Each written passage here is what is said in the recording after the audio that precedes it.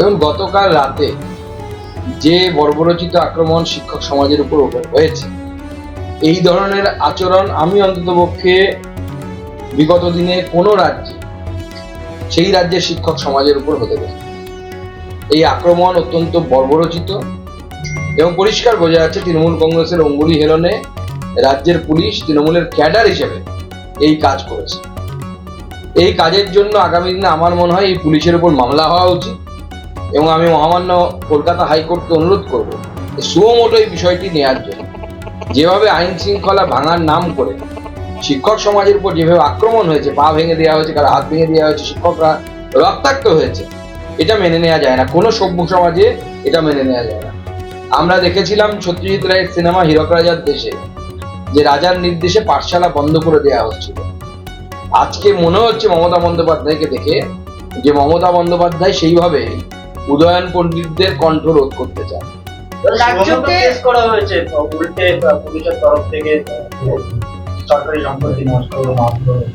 দেখুন, এটাই এই পুলিশের নিয়ম, তো সব জায়গাতেই তাই হয়। আজকে শিক্ষকদের উপর হয়েছে, সমাজ ছিচি করছে, মমতা বন্দ্যোপাধ্যায়ের মুখে লোকজন বলছে ছি। আর আজকে এটা এই রাজ্যের পুলিশের নিয়ম, যেখানে বিজেপি আন্দোলন করতে যাবে বিজেপির উপরে বিজেপিকে পেটাবে, বিজেপিকে পাল্টা কেস দেবে। মানে মারের সাথে লাঠিচার্জের সাথে কেসটা হচ্ছে ফ্রি। মুখ্যমন্ত্রী বলেছিলেন ডবল ডবল চাকরি হবে, চাকরি তো আর হয়নি, ডবল ডবল কেস পাবেন, মানে অত্যাচার পাবেন, মারও খাবেন, আবার কেসও পাবেন। পুলিশ অত্যন্ত সংযম তারা দেখিয়েছেন এবং আইনানুগ সিদ্ধান্ত নিয়েছেন। সরকারি কর্মচারীরা এসেছিল, 2-2.5 ঘন্টা তাদের ঘেরাও করে রাখা হয়েছিল। পুলিশ অত্যন্ত সংযমের সাথে অনেকের বাড়িতে অসুস্থ মা রয়েছেন বা তাদের সন্তান সম্ভবা একজন মহিলা ছিলেন, তাদেরকে বের করার জন্যই সিদ্ধান্ত নিয়েছে। দেখুন, আমার মনে হয় পুলিশ যেভাবে কথা বলছে, যে সংযম তারা দেখিয়েছেন, এটা যদি সংযমের নিদর্শন হয় তাহলে এই পুলিশ কতটা হিংস্র বর্বর হতে পারে এবং কিভাবে শিক্ষকদের উপর আক্রমণ নামতে পারে সেটা আমরা সহজেই অনুমেয় আমাদের। যদি এই ধরনের কোনো বিশেষ কেস থাকে, যে কেসের কথা আপনারা বলছেন আপনাদেরকে পুলিশ বলেছে, তাহলে আমার মনে হয় যে কোনো শুভবুদ্ধি সম্পন্ন আন্দোলনকারী শিক্ষক শিক্ষিকাদেরকে যদি প্রশাসন অনুরোধ করতে, প্রশাসনের তরফে অনুরোধ করা হতো, শিক্ষক শিক্ষিকারা অ্যাটলিস্ট তাতে বাধা দিতেন না যে কোনো গর্ভবতী মহিলা সেই অফিস থেকে ছেড়ে বাড়ি যাবে, তাতে কেউ আটকাতে। দুর্ভাগ্যের বিষয়, এই পুলিশ এটাকে অ্যালিবাই তৈরি করে শিক্ষকদেরকে মেরে দুর্মুষ করে এই আন্দোলনকে বন্ধ করার চেষ্টা করছে। আমার মনে হয় রাজ্যের সমস্ত শিক্ষক সমাজকে এর বিরুদ্ধে গর্জে ওঠা উচিত। প্রয়োজনে একদিন নিজেরা কাজ বন্ধ করে সরকারকে শিক্ষকদের শিক্ষা দেওয়া উচিত। ঘটনা হিসেবে বাধা দিল, কিন্তু তার আগে দেখা গেল যে সব্যসাচী দত্ত এবং তার অনুগামীরা, তাদের যে ভূমিকা এবং তাদেরকে যে খোলা ছেড়ে দেওয়া, তারপরে পুলিশ গেল, সেই অংশটা কিভাবে দেখছে? না, সে তো তৃণমূলের পুলিশ আসার আগে তৃণমূলের গুন্ডারা এসেছিল এবং সব্যসাচী দত্ত এই ধরনের কাজের এক্সপার্ট। তাকে সেখানে পাঠানো হয়েছিল তার লোকজন সহ, যে সেখানে গুন্ডামি করে ভয় দেখিয়ে এদেরকে সরিয়ে দেওয়ার জন্য, শিক্ষকদেরকে সরিয়ে দেওয়ার জন্য। শিক্ষকদের অনেকের ভিডিওতে ফেসবুক লাইভে আমরা দেখেছি গেঞ্জি পরা কিছু ছেলে তারা সেখানে দাপাদাপি করছিল, হাফ প্যান্ট পরা কিছু ছেলে তারা দাপাদাপি করছিল। এরা তো পুলিশ নয়। অ্যাটলিস্ট মমতা বন্দ্যোপাধ্যায়ের সরকারের অবস্থা খারাপ, কিন্তু এত খারাপ নয় যে হাফ প্যান্ট পরে পুলিশকে ঘুরতে হবে। তার থেকে বেশি টাকা পুলিশকে দেন মমতা বন্দ্যোপাধ্যায়। তো স্বাভাবিকভাবে এরা এই হাফ প্যান্ট পরা পুলিশ নিশ্চয়ই মমতা বন্দ্যোপাধ্যায়ের পুলিশ নয়, এরা মমতা বন্দ্যোপাধ্যায় দলের সম্পদ। আজকে ফের উত্তেজনা বিকাশ ভবনে, ব্যারিকেড সরিয়ে দিল আন্দোলন করে, তারা বলছে যতক্ষণ না পর্যন্ত তারা পুনর্বহাল হচ্ছে তাদের আন্দোলন করবে। দেখুন, আমি শিক্ষকদেরকে এই কথাই বলবো যে বিকাশ ভবনে আপনারা করছেন ঠিক আছে, আসল লোকটা তো নবান্নে বসে আছে, যে আসল চুরিটা করেছে এবং আপনাদেরকে ফাঁসিয়েছে, এই প্যাচের মধ্যে ফেলেছে, তিনি তো প্যাচ বসে ওখানে আরামে মুড়ি শশা খাচ্ছে। তাকে প্যাচে ফেলুন, বিকাশ ভবনে প্যাচ ফেলে লাভ নেই খুব একটা। কিন্তু তার থেকেও বড় কথা যে রাজ্য সরকার বারবার এই শিক্ষকদেরকে ললিপপ দিয়ে বোকা বানিয়েছে।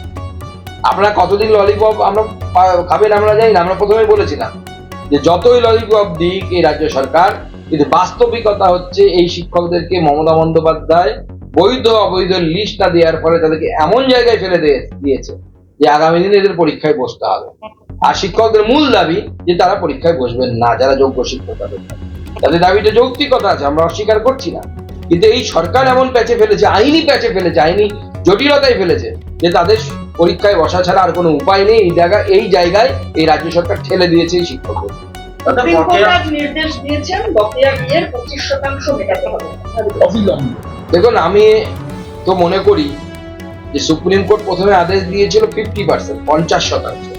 পরবর্তী সময়ে অভিষেক মনু সিংভি, যিনি প্রখ্যাত কংগ্রেস নেতা এবং আমাদের রাজ্য সরকারের উকিল, তিনি দাবি দিয়ে তুলেছিলেন আদালতের কাছে পুনর্বিবেচনা করার জন্য। না হলে পরবর্তী সময়ে অভিষেক মনু সিংভি, যিনি প্রখ্যাত কংগ্রেস নেতা এবং আমাদের রাজ্য সরকারের উকিল, তিনি দাবি দিয়ে তুলেছিলেন আদালতের কাছে পুনর্বিবেচনা করার জন্য। না হলে রাজ্য সরকারের নাকি মেরুদণ্ড ভেঙে যাবে।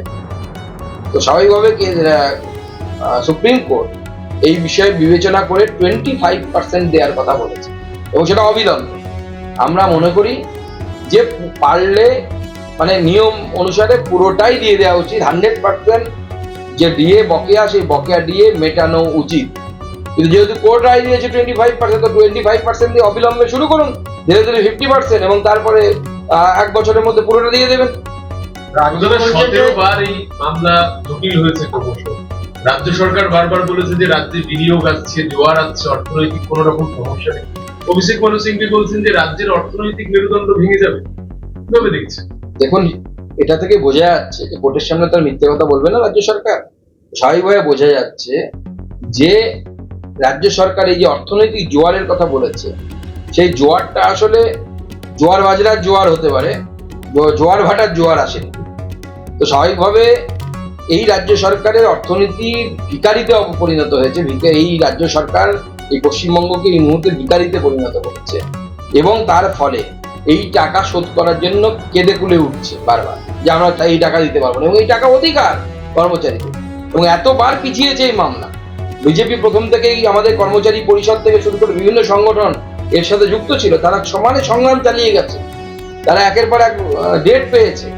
গতকাল পরশু দিনে আমার সাথে কথা হচ্ছিল যে আর মানে তারা আর পারছে না মামলাটাকে টেনে নিয়ে যাওয়ার জন্য, যাওয়া আসার ভাড়া নেই, এরকম হয়ে গেছে।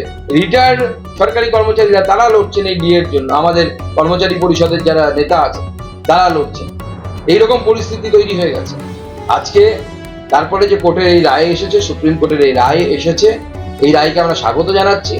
25% হলেও এই রাজ্য সরকার দিক, বলেন না যে ছাই দেওয়ার অভ্যেস হওয়া উচিত, কমসে কম দেওয়ার অভ্যেসটা তো হবে। এই রাজ্য সরকার কমসে কম চুরি করার অভ্যেসটা বাদ দিয়ে দেওয়ার অভ্যেস হবে। এই সরকার যদি চুরি না করতো তাহলে পরে রাজ্যের ভাড়ারের এই অবস্থা হতো না। পাল্লার বদল নিয়ে শরৎ দিলীপ ঘোষ তিনি বলছেন বড় নেতা কেন চলে গেলেন দলকেও ভাবতে হবে, তার থেকে বিজেপির লাভ পেয়েছিল। এই ঘটনা চিন্তার বিষয়। যে কোনো কেউ চলে গেলে কিছুটা ক্ষতি, দিলীপ বাবু কথা বলছেন এবং বলছেন এই ধরনের ঘটনা নিয়ে দলের ভেবে দেখা উচিত, এত বড় নেতা কেন ছেড়ে যাচ্ছে। আমরা ভাববো।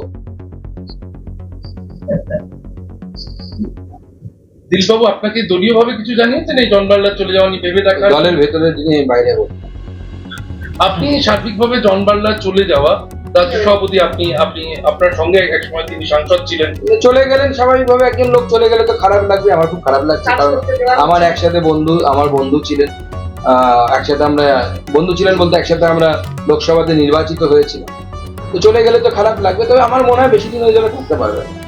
শুভেন্দু অধিকারীর বিরুদ্ধে তিনি যেহেতু সরব হয়েছেন, শুভেন্দু অধিকারী তার বিরুদ্ধে আজকে নোটিশ পাঠিয়েছেন আইনজীবীর মাধ্যমে, যে তিনি যেহেতু বারবার বিরোধী দলনেতার বিরুদ্ধে সরব হয়েছেন, শুভেন্দু অধিকারী এবার আইনি নোটিশ পাঠানো। না, আইনি নোটিশ পাঠানো সেটা যে কোনো ব্যক্তির অধিকার। এই বিষয়ে যা বলা শুভেন্দু বাবু। এই এসআইটি তো রাজ্য সরকার তৈরি করেছে এবং সেই এসআইটি রিপোর্ট দিয়েছে যেটা নাকি পূর্ব পরিকল্পিত। তাহলে প্রশ্ন ওঠে যে যদি পূর্ব পরিকল্পিত হয় তাহলে রাজ্য সরকারের যে ইন্টেলিজেন্স ডিপার্টমেন্ট থাকে বা গোয়েন্দা বিভাগ থাকে তারা কেন জানতে পারে? যদি জানতে পেরে থাকে তাহলে ব্যবস্থা নেয়নি কেন? আর যদি জানতে না পেরে থাকে তাহলে এই ব্যর্থতা কার? এই ব্যর্থতার দায়িত্ব কাউকে নিতে হবে। এই ব্যর্থতার দায়টা কার?